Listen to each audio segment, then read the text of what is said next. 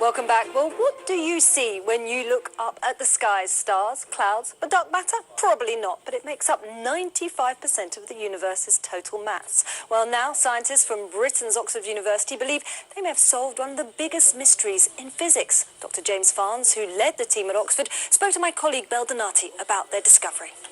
When we look up to the sky, it turns out that we know very little about the universe, and 95% of it is made of these very strange substances that we call dark matter and dark energy, and they make up 95% of the entire universe.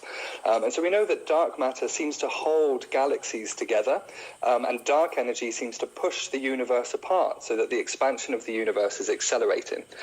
And both of these things are treated as normally completely separate entities. And so what I've tried to do is to unify these things together into a new substance, which we would call a dark fluid. And so what this means is that if we were to look at empty space, we would normally think empty space was, well, empty, right? But in this case, we would imagine empty space was full of these negative mass particles. And so a negative mass is really a weird object. If you were to push a negative mass, it would actually come rushing towards you instead of moving away from you. So it's really odd stuff.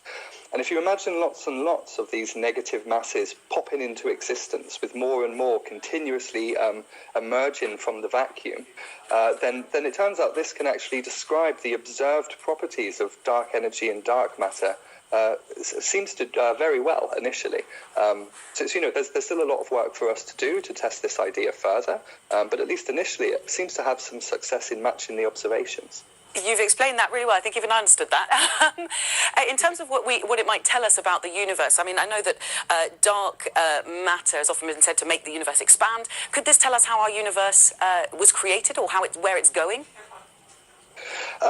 So at least in the future of our universe, it seems to change the destiny if you follow the mathematics of the theory. So in our normal universe, we expect this dark energy to push the universe apart and to cause it to accelerate, so that the universe all of the objects in the universe will just get further and further apart, and we're going to become a very lonely, isolated place. But this negative mass material would actually eventually, that negative energy would mean the universe would eventually start to recollapse in on itself. So in years to come, the universe would actually collapse and would eventually recollapse into what we call a big crunch, and which would mean that this might not be the first time that our universe has actually occurred. The universe would be a cyclic system that would bounce and expand and decrease again. But we don't need to worry about that. This would not happen for about another 100 billion years.